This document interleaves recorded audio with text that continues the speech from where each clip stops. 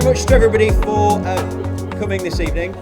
This is a really special event. It is fantastic to be in a room with so many friends and colleagues and people who I've known for some time, who are doing the most remarkable work that we do as a country, which is caring for and raising some wonderful young people and children. So fantastic to be here and to have so many of you here at the launch of this very important State of the Nation report. So it's my honour to welcome you all here to share some introductory words and then talk you through the all-important housekeeping and the fire escapes and all of that stuff, as well as give you a bit of a run through of who is speaking to you this evening. So first of all, I want to start this evening off by saying something very simple, which is an enormous thank you to foster carers, because we have tens of thousands of foster carers and homes created for children, people who have opened up their doors and their hearts to children in care, who are the bedrock of the care system and the children's social care system.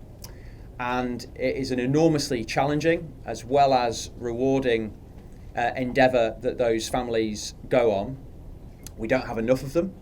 And so I want to start by saying a huge thank you to those people who've chosen to become foster carers. We've got dozens and dozens in the room here tonight. I've had a conversation with quite a few already. So first of all, big round of applause and big thank you to our foster carers. And there'll be a lot more of that to come as well. A lot more appreciation for foster carers to come over the course of the evening. Lots of foster carers have contributed to the State of the Nation report that's been pulled together by the Fostering Network across the whole of the UK, and their voices and experiences on behalf of the children who they care for and love is reflected in this very important piece of work. From my experience leading the English Children's Social Care Review, and we're lucky enough as well this evening to have Fiona, who led the care review in Scotland, so the nations are well represented across the UK. I know how essential foster care is for children. The challenges that we see in the demand for residential care, some of the issues around finding the right home for a child to live in, close to the school that they're growing up in, where they can still have contact with their family or grow up with their brother and sister. Those are decisions that are made easier or harder by the state of our fostering system and the number of foster carers that we've got. So these are really crucial. And I know from having spoken to many care experienced young adults that a great fostering experience can be transformational, can change a young person's life, and getting it wrong can have long-lasting consequences as well. And I know that everyone in the room will recognise that description. So it's essential that we get it right. The report that we've got here today backs up and mirrors some of the findings from Ofsted's earlier review of fostering numbers that came out a few months ago. And it shows that we've got a fostering system under stress. Despite the amazing work of foster carers across the country, we know that some of the matching between families and young people and children is getting more difficult. We know that some of the recruitment numbers, we're finding it harder to get that recruitment number up. And we also see, and I've got concerns about the increasing privatisation of the fostering system, which is following in line with what has happened over the last few decades with the residential care system in England. And I worry that without action, we will end up in a very similar place. However, we have a new government. We have Janet Dabby, the Children's Minister, who will be speaking to you shortly. And that is a government with a really clear plan to tackle some of these issues. So whether it's regional fostering hubs and a new approach to foster care recruitment, some of the action that is now in the Child Wellbeing Bill in terms of setting up regional care cooperatives. There are immediate short-term things that are being done, as well as laying some of the longer-term foundations to strengthen the support for foster carers, but also make sure that children have all the options available for them so they can grow up in a home where they've got the most important and precious thing that a system often struggles to provide, which is love. So that's my piece. On housekeeping, we are not expecting a fire alarm. And if we do follow the herd out that way and just keep following the herd, we've got some fantastic speeches this evening. I'm going to hand over in a moment to Sarah, the Chief Executive of the Fostering Network, who brought us together tonight, and she is going to talk you through some of the findings from the work that they have done. We've got a great video celebrating 50 years of the Fostering Network. We've got a panel chaired by Sarah. Sarah's got slightly losing her voice, so she's going to be challenged with this, but I'm sure it'll be fine.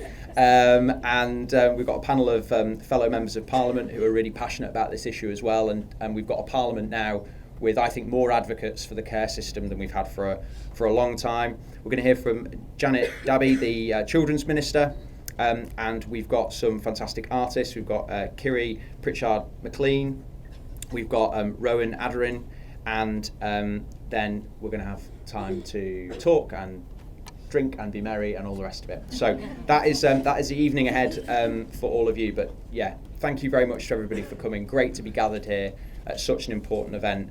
And we need foster carers so much in this country. It's such a special thing that all of you do, and anything we can do in this place to back, support and promote what you do, I know that there are a lot of allies who will have your back in that effort. Thank you very much. Good evening and noswaith dda. Thank you so much for joining us. And as Josh has already said, from right across the UK, it's a huge privilege for us to have foster carers from Wales, Northern Ireland, Scotland and England here today, where we are to celebrate this event. For those of you who are visiting this magnificent building for the first time, you might be a little bit surprised by the lack of seating. It's actually perfectly normal for the locals. This is what they do. We come in, we spend 2 hours, we stand and we sip fizz. So, but for those of you who maybe have travelled a long way, it is a spectacular building, but there's a shortage of seats. If anybody needs one, you're welcome to have mine on the panel if you'd like to take over, or please speak to a member of staff and they'll make sure that they find you a seat, okay? So I'm delighted to be here this evening in the Houses of Parliament to mark 50 years of the Fostering Network and to also share the findings of our most recent report, the State of the Nations. And it is really important to be here in this place with people from every part of the UK who are centrally involved in caring for our most vulnerable young people, who for a variety of reasons are unable to live with their birth families in their homes.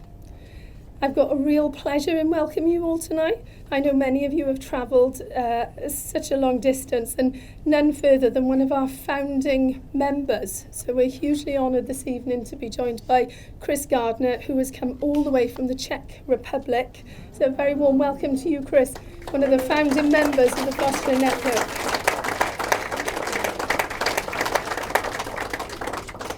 I'm also really pleased to welcome our trustees, most of whom are foster carers themselves and who support me as the Chief Executive and steer our organisation, ensuring that it is reflective of the concerns of the fostering community. And I also feel really honoured to be amongst so many care experienced people, foster carers from every part of the UK, many of whom I've had the privilege of working alongside and learning from during my own career as a social worker. As well as fostering service staff, our parliamentarians, officials, many of our corporate partners, such as colleagues from John Lewis, Aviva and Picton, and colleagues from right across the fostering sector. Thank you so much for being here with us this evening. I also need to say a special thank you to the Mortgage Brain, who have kindly sponsored this event and our report, and charities like ourselves wouldn't survive without the organisations who choose to support us. So a big thank you to the Mortgage Brain. So, this, oh yes, it gives me a little chance to get my breath back. So this evening is an opportunity to celebrate our journey over the past 50 years, to reflect on the serious challenges facing us in the fostering sector, and to press for urgent change to ensure that foster care is as robust as it can be for the children who need it. Some of you will know that the Fostering Network started life as a small group of foster carers around a kitchen table who wanted to make a difference. This was back in 1974, and at this time, my own older brother and sisters were actually being raised in fostering families. And when I came along a few years later, I was cared for by my grandmother in kinship care. So 50 years later, the Fostering Network has grown into a national organisation, and it is my greatest privilege to be a small part of this organisation and to be guiding the work that we do with my own lived experience of the sector. Well, good evening everybody. It's a real pleasure and a delight to be here at the Fostering Network's 50th anniversary and the State of the Nations report launch. And I want to say a big well done to Sarah. Your voice held out and you were ever so articulate in terms of really outlining the State of the Nations report and the key messages that have come out of that.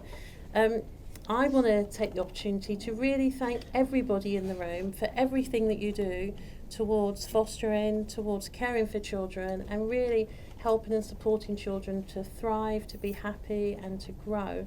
And a special big thank you to all of the foster carers in the room.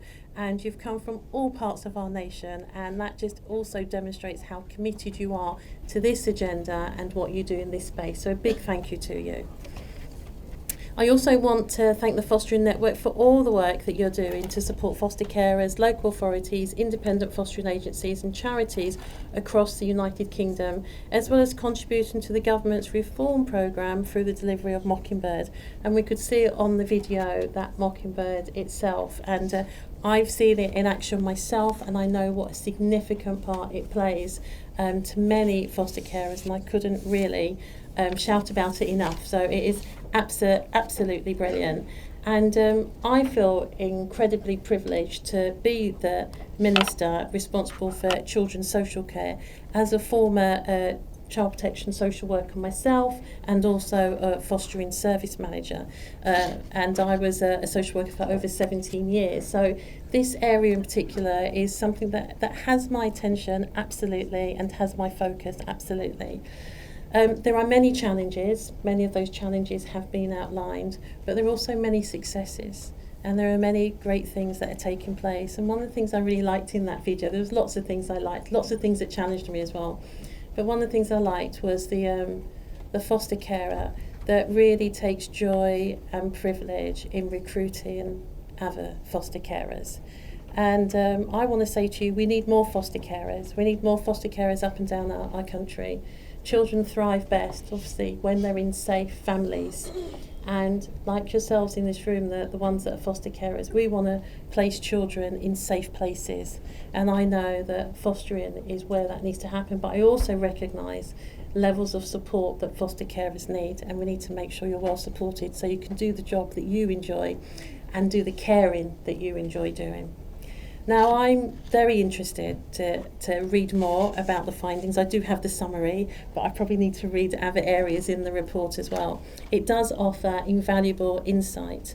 And in government, we know that there is much to do, and we're committed to this space. And we are new in government, and there is so much to do in government in so many areas. But as I've said, this does absolutely have my attention. And I'm sure you all agree that foster carers are like gold dust. Do you all agree? Yeah. I should think so, really. And I just want to emphasise my point, which means that we need to make sure that you are supported, that you gain the support that you need so that you can carry on providing loving, secure homes for families. Now, we recognise the scale of the challenge with the trends of numbers of children in care generally rising in recent years, and the number of fostering households continuing to decline. We've begun to see fostering applications increase this year by about 6%, and the number of kinship foster carers has also increased. This government is ambitious for children's social care and greatly values everything that our foster carers do. In the budget, we announced a further 15 million investment to boost the number of foster carers to offer children a stable environment to grow up in. This will make sure that every local authority has the offer of a regional fostering recruitment hub to help raise awareness about fostering and offer prospective foster carers support right from the start of their journey. And obviously we need good quality support throughout their journey. We hope to make the system better for children and for carers. It won't happen overnight, but we are committed to doing the work to clear the way for children to grow, to thrive, no matter what start in life they have had. And as a part of this, I also want children to have fun, and I want children to play, and I want children to have fun growing up, learning, playing, and I also want foster carers to have fun with them. I'm sure you've got memories of where you've seen children playing with Lego or in the sandpit or getting sand all over their hair and bringing it back into the house or whatever it may be, or even just doing drawings and colouring ins or cracking jokes. We want to give children a better future and a better life. But what we have heard as well through the information and through information that we know, there are many issues to do with mental health with children and older children. There's lots of support that they need, and this government is committed to making sure that we improve mental health. We have mental health support in every school. The State of Nations report also shows a real passion for building a robust evidence base to help improve the conditions as we have seen. And I want to thank the Fostering Network for bringing us all here today, for the work that you do in supporting foster carers up and down our country. I look forward to continuing to work with my officials and many of you in the room, who I recognise, many of you, to bring about the change that is needed. And I also want you to let you know that I'm on your side. Thank you for listening, everybody. Thank you. But another key date in my life was I was approved as a foster carer in September 2000.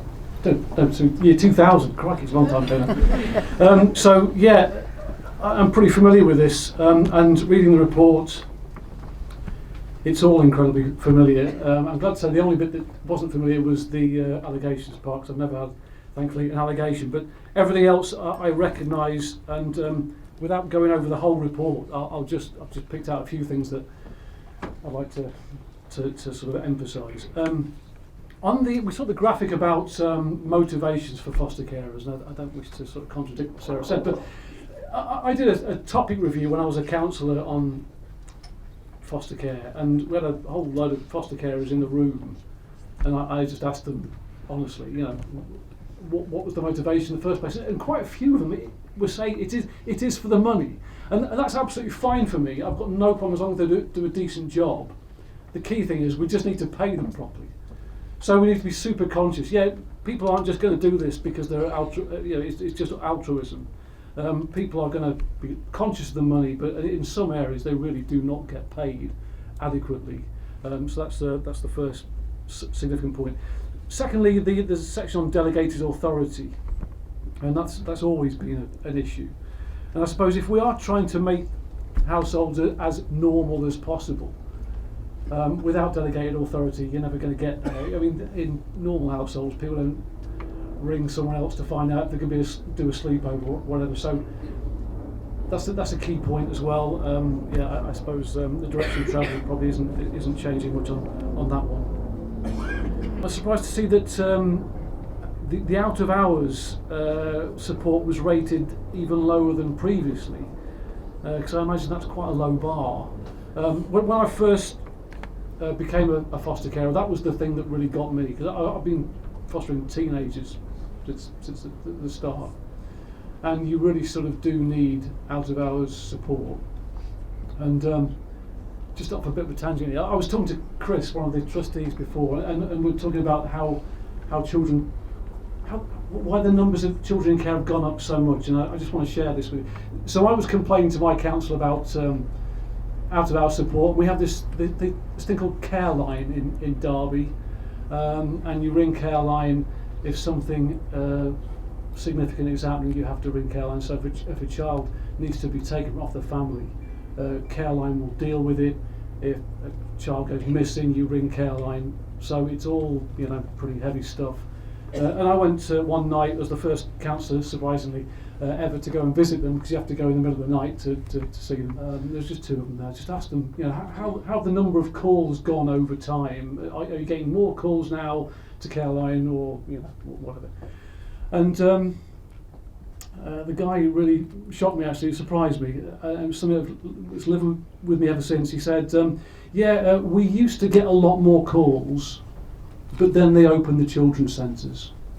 And at that point I thought, my God, what have we lost over those years? All that fantastic early help and provision that has meant basically the numbers in care have just gone up and up and up. So I just wanted to make that extra point, sorry, but out of hours support. And finances, there was a section in the report about retainers. Now, I don't, my local authority doesn't do retainers, but what I've always thought about was, when a child leaves a placement, it's a bit of a shock, I suppose. It's coming, but financially it's a shock as well. And there's just never anything financially after it. So the child goes and there's no more money. I've always thought there should be some sort of continuation of payments, if it's just for a few weeks, just to soften the blow, because not many people go from one placement pretty much straight to the next one. There's always a gap, and again, some people, this is their only source of income. So I put parachute payment. I mean, that's because I'm a football obsessive, but yeah, some sort of ongoing payment would be very, very, very helpful. And there's loads of recommendations at the back of the pack, and again, there's probably too many to comment about. I've sort of focused on 3. There's absolutely no doubt that this national minimum allowance should be observed, and I'd like to think we could make it legal. The second thing is, we don't need to wait for a child to be, a few months into a placement before we think, what they could do with some mental health support. They should all have it at the outset. We should know that every child in care is going to need some mental health support. They've all been through some major trauma in their lives. So I don't know why we wait. We just. I know we can't necessarily get them into the service because the service can't cope. But they should all, as of right, just get mental health support and counselling. And the third thing was I completely agree with the out of hours support.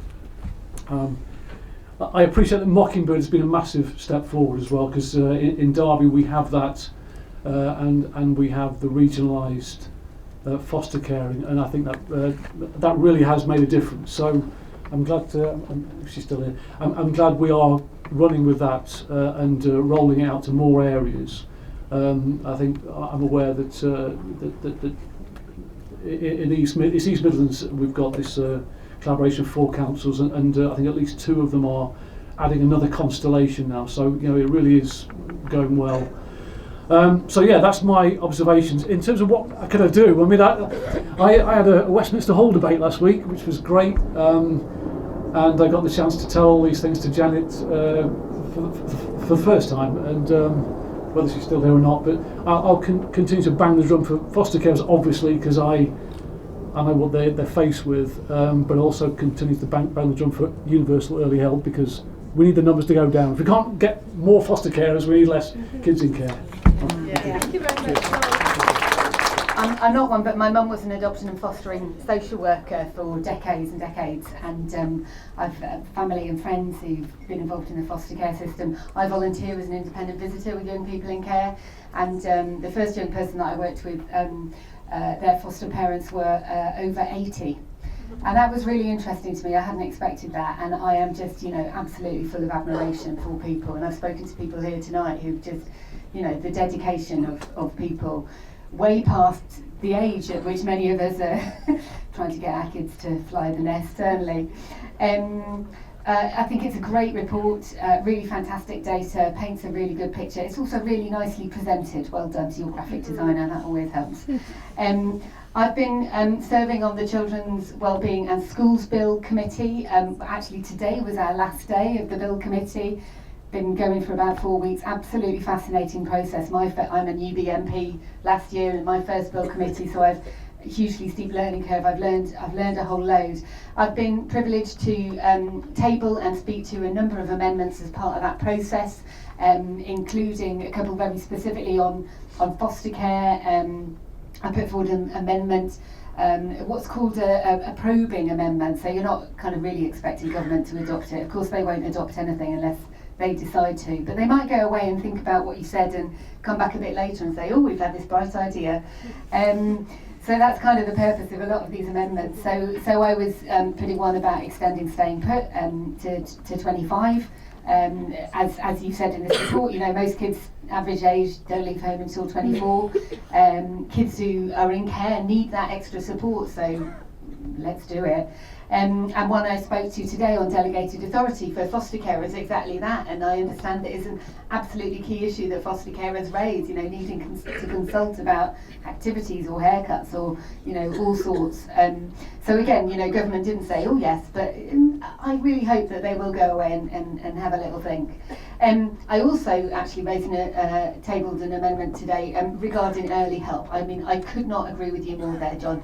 This issue, and the stats are horrific, I won't cite them correctly, but you know, a huge decline in the amount of money spent on early help over the last 15 years, and a huge increase in the number of children in care, and the not just the financial costs, but the costs in terms of the, you know, the trauma, the damage, the emotional well-being of those children and families. So such an important thing. What can I do? I see my job really absolutely as amplifying the voices of foster carers, amplifying these concerns that are outlined in this report. My service on the Children's Wellbeing in Schools Bill has ceased now, but you know, I'm leading for the Greens on education, I'm leading for the Greens on social care. These are subjects really close to my heart, and I absolutely will continue advocating on that, because fundamentally we need to support foster carers so that they can support the kids who most need our collective support. So, you know, all power to your collective elbows, really. Thank you. Thank you, Belly.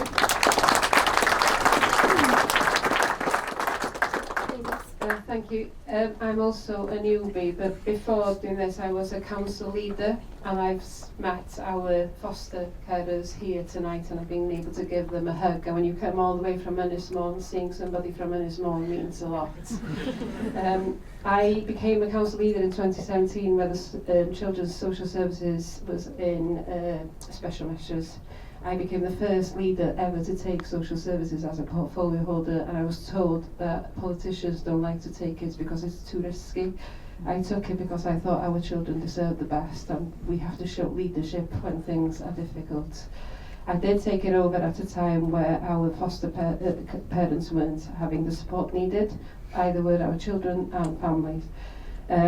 I was also a leader that made a decision to raise our council tax quite a lot to invest in preventative resilient families team to support families to keep children out of care, and also training flat to help our young people transition to living independently as well. So we've tried to support our foster carers and look creatively at how we could support them. So we've given them council tax for free.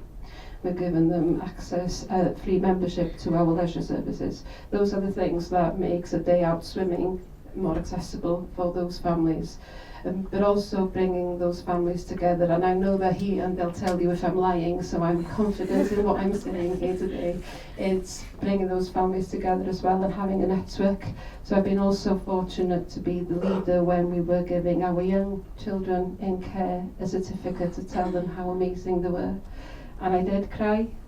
I cried because one of those young people was leaving Ynysmon that night and actually going over to the border to England, a Welsh-speaking young man that we couldn't find a location for them in Ynysmon. So then we brought in what we call our cosy homes, cartrefi cleared. So now we've got a scheme now, and that young boy is back and played football for his local village.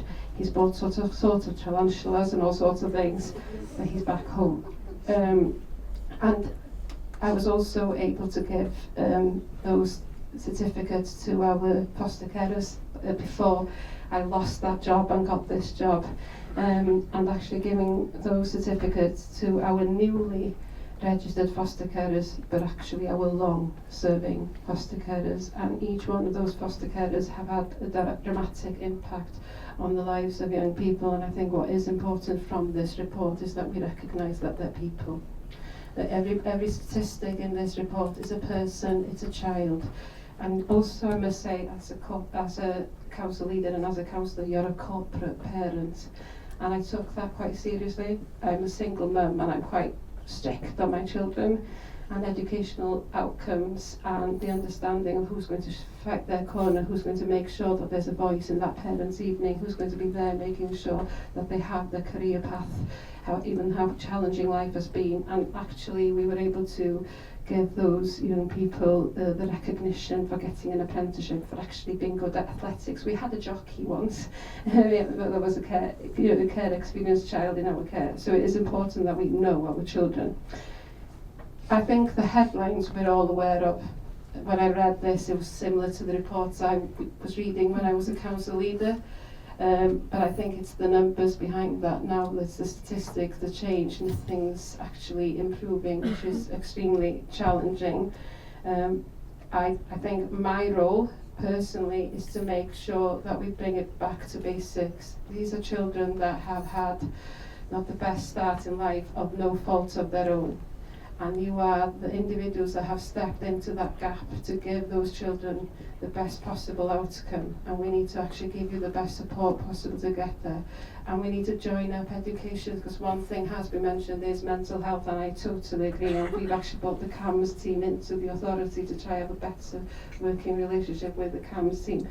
But special educational needs as well. I think the majority of our children in care have a special educational need, and then it's another step backwards as well for them, which isn't fair. And one thing we have led on, and we are the first authority in Wales to be a trauma-informed island.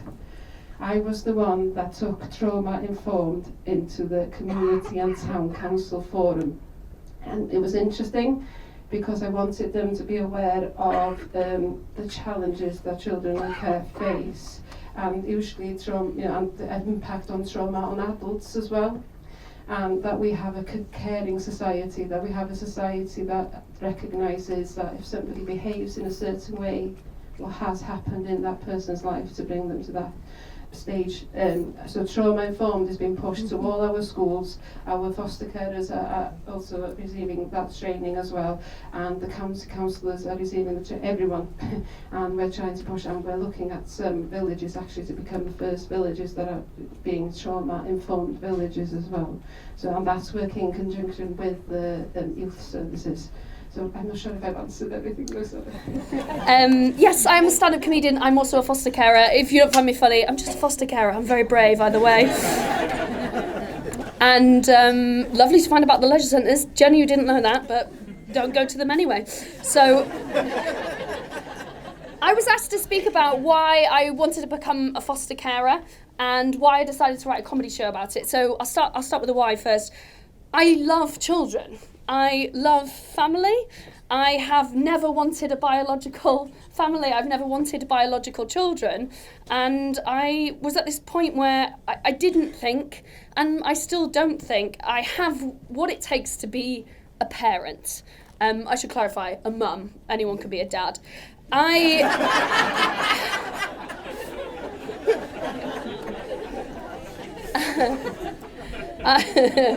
I'm going to get chucked in that river in a minute. So I heard about fostering, and I genuinely didn't know very much about it before. And I investigated a bit more, and then since then, my partner and I have gone on to become respite foster carers in our local authority.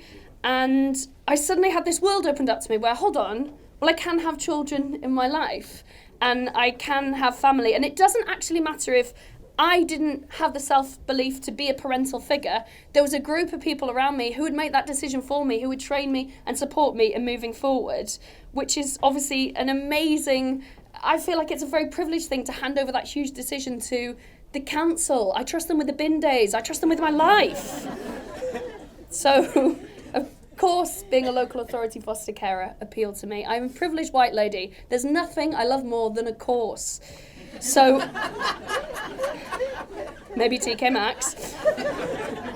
I joke about it, but I have seen from the families around me, in particular, my girls, my single mums, a lot of single mums in my life, I've seen that it takes a village. We all know that phrase, right? It takes a village.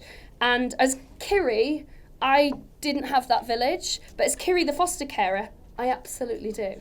I have that amazing group of social workers, of other foster carers around me, supporting me, of people who are training me. But from what I've seen in this report, I worry I might be part of a dwindling number. And I'm used to being part of a dwindling number. I still think that Wales might do okay in the rugby. So I am... Someone went, oh, that's... Ouch. It just seems so sad to me that we might be losing foster carers altogether because they feel like they can't provide the level of care that they want to. They don't feel like they can do a good job to the standard that they want to. That is such a frustrating situation to be in, that they worry that they just can't meet the needs of the young people. And I wrote a comedy show imploring people to consider becoming foster carers because, you know, it's an amazing way to have children in your life, and I thought it might get me on the One show. But didn't happen. Not yet, thanks, babe. You can sit down again. No, as soon as I investigated fostering and I learnt about how many children and young people need families and got to know some of them, and I learned that these amazing, resilient, funny, charismatic young people would statistically have far bleaker outcomes than their potential should afford them, how could I not talk about it? How can we not all be compelled to talk about it all the time? I'm a stand-up comedian. I have a job where I talk to people and people listen. I'm really lucky in that respect. So I spoke about becoming a foster carer and people listened, and some of them are now on their way to becoming foster carers, which is absolutely amazing. How could I not use my platform? When you know the truth about our young people and the people who care for them, would you do everything you could? Now, I know the foster carers in this room already are. Can everybody else in this room say they're doing everything they can? Can they really look at themselves and I'm doing everything I can for these young people and the people in their lives? I hope you can. I'm asking you, are you doing everything? You have a platform. You could get on the One show. And if you're not convinced, there is a booklet full of reasons here why you should be. And I think of a daft stand-up comedian who normally literally just swears at strangers in a dark room for a living, can stand up and take interest in this and bring people along and convince them to become foster carers and hopefully make some kind of change, then you clever people who've been elected by people who believe in you absolutely can. So I look forward to seeing what you do. Thank you. There we go. I feel really privileged to be here tonight, guys. When I look around this room, I know a little tiny bit about some of the journeys and experiences of people here. People supporting children with complex needs, care experienced people who've gone on to do amazing things and are giving back and trying to change the system. So the fact that I get to stand up a little bit, thank you, Sarah, and thank you everybody else for coming along and listening and hearing a little bit of my journey and my experiences. And I know I've not met many of you before. So my name is Ro. By day, I'm a business architect, but actually that isn't the title that matters to me most. I am a mum to two amazing girls who inspire me every single day, and the partner to an amazing man who stood by me for almost 20 years. And that matters because growing up in care, I might have hoped for a future like this, but I didn't dare dream it could be mine. And he is still here. I'm glad that Josh didn't take him. This is Patch. And Patch was given to me when my mum was first sectioned, marking a lifetime of visits and support in high security mental hospitals. And Patch matters because tonight when you hear me speak, when you see someone who's successful, fairly well-rounded if you don't know me. If you do know me, we can have a conversation about it later. I think it's easy to forget the reality of the child I once was. And it's easy as we stand in the room tonight to forget the realities of all the children that we support. Patch reminds me what it was like to be a child, to love without question, to trust what the big people say is right. And I hope that tonight he'll do that for you too. The report that was launched today acknowledges one of the many challenging aspects of supporting children in care. Maintaining family contact in a way that truly serves the child. For many children, family contact is something they look forward to. For others, it's something that they fear. For me, it was a journey of survival. I visited my mum in the high security hospital on many occasions, and they all started the same, a cold reception room with outdated magazines strewn across the table, and then a long walk, every door locked behind me before the next one could open. But there was always one door that filled me with dread, and that was the door that locked me in. Into a room with someone I loved, but also with somebody I knew had tried to end my life. The hours that followed were a battle fought in silence. Every word had to be carefully measured, just enough to make Mum happy, but not too much that she remembered the things that she had lost. I would position myself between her and my little sister, not because anybody told me I had to, but because I knew I had to. And always in the back of my mind was that question: what would I do if she broke? What would I do if she tried to hurt us again? Where could we hide? How could I protect us? Think for a moment. What if your words held that kind of weight? The ability to end your own life or the life of somebody you love. After these visits, social workers would note that we were quiet on the way home, and we'd often fall asleep in the car. But they never asked why. They never knew that we weren't just tired, we were exhausted from a battle they couldn't see. And if they had asked as a child, I wouldn't have had the words. I would have had no way to articulate the weight that I carried, the calculations I made, the fear that stalked me, the love which confused me, and the hope that I only wish she would be okay. But as an adult, I found my words. And that's why I wrote 10 things every foster child wishes you knew, because I finally had the words.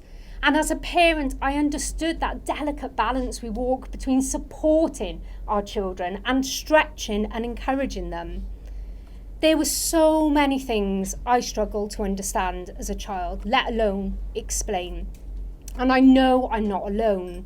The experiences of children in care are complex, layered, and sometimes contradictory. Writing 10 things was my way of unlocking those unspoken truths. Since publishing it, I have been overwhelmed by the response, foster parents and social workers who found you understanding, and more importantly for me, care experience people who have reached out and felt seen. And when I was writing it, I wasn't even thinking of those people, but the stories they've shared with me since have just absolutely blown me away. And that's why this report matters. It's why your work matters. Because one book is not enough. One story is not enough. And contact and care isn't one size fits all. Because children in care don't need assumptions or traditions dictating their futures. They need us to listen. They need us to see them. And when they don't have the words, they need us to advocate on their behalf and to ask the right questions. Because when we get it right, we don't just change their today, we give them a tomorrow that they never imagined possible. So let's not just celebrate 50 years of fostering. Let's commit to the next 50, to seeing the children who feel invisible, to hearing the ones who don't have the words, to making sure that no child battles alone. Because if we listen, if we act, if we put each child first, then we won't just change policies. we will change lives.